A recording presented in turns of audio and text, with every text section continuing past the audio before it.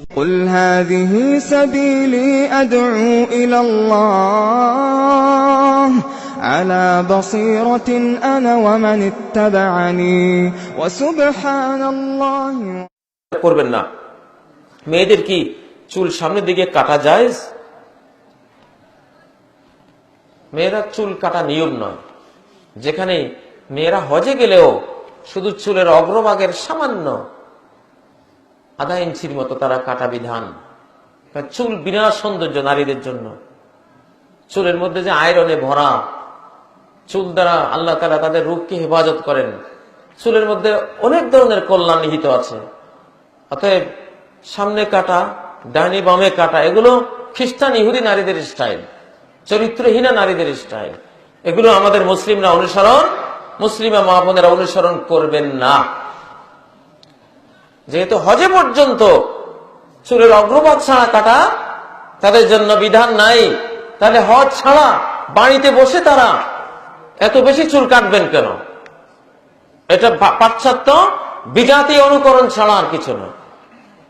আমরা বিজাতিদের অনুসরণ করব না, কারণ নবীজি বলেছেন, মান তাশাব্বাহা বিকওমিন ফাহুয়া মিনহুম, যে তার চাল চলনে বেশভূষায় অন্য কোন জাতির অনুসরণ করবে সে কিয়ামতের দিন তাদের অন্তর্ভুক্ত হয়ে হাসরের ময়দানে উঠবে, তাদের অন্তর্ভুক্ত হয়ে যাবে। অতএব তাদের অনুকরণ করা যাবে না।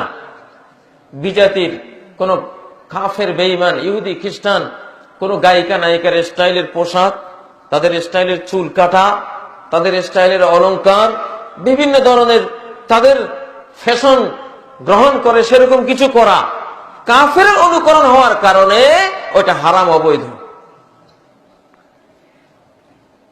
এখানে তাশাব্বু বিল কুফার, একটা জিনিস, একটা ফ্যাশন যদি কোনো মুসলিমা মা বোন করেন নিজে আবিষ্কার করে, এটা ঠিক আছে যদি শরিয়া সেটাকে এলাও করে।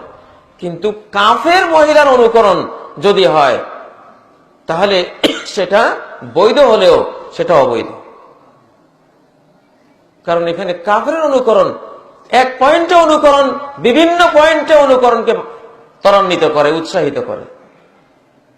দেখুন, একজন মানুষ যদি একজন আলেমের পোশাক পরে, তার মন চাইবে একটু নামাজ পড়ি, একটু ওয়াজ করি, কোরআন পড়ি। একটা লোক টুপি মাথায় দিল, লম্বা জামা গায়ে দিল, তাই না? তার মন চাইবে কি একটু কোরআন তেলাওয়াত করে একটু ওয়াজ করি। আর একটা লোক যদি পুলিশের পোশাক গায়ে দেয়, তার মন চাইবে একটা ডান্ডা ব্যাট নিয়ে যারে পাই সামনে কয়েকটা মারি, ঠিক না? ওই যে পোশাক, একটা পুলিশের দুর্নাম করছি না আমি, যে কোনো পোশাকই, যে কোনো ইউনিফর্মের একটা বাহ্যিক ইউনিফর্মের একটা আভ্যন্তরীণ বৈশিষ্ট্য আচ্ছা। সেনাবাহিনীর পোশাক পরলে যে ভিতরে একটা উচ্ছ্বাস, একটা শৌর্যবীর্যের উদ্রেক হয়, এটা কিন্তু নর্মাল একটা কুলি মজুরি পোশাক পরলে এটা আসে না। এই জন্য বাহ্যিক অনুকরণের ক্ষেত্রে সাবধান। অনুকরণ মানুষকে অনেক দিকে নিয়ে যায়। সেজন্য ইসলামী নিয়ম হলো মান তাশাব্বাহা বিকওমিন, আবু দাউদের হাদিস, সহিহ হাদিস।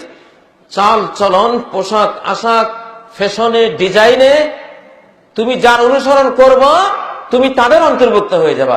অজান্তে, অবচেতন মনে কখন যে তুমি বদলে যাবা, মনে বদলে যাবে, তুমি টেরও পাবা না। অতএব অনুকরণের ক্ষেত্রে সাবধান থাকতে হবে।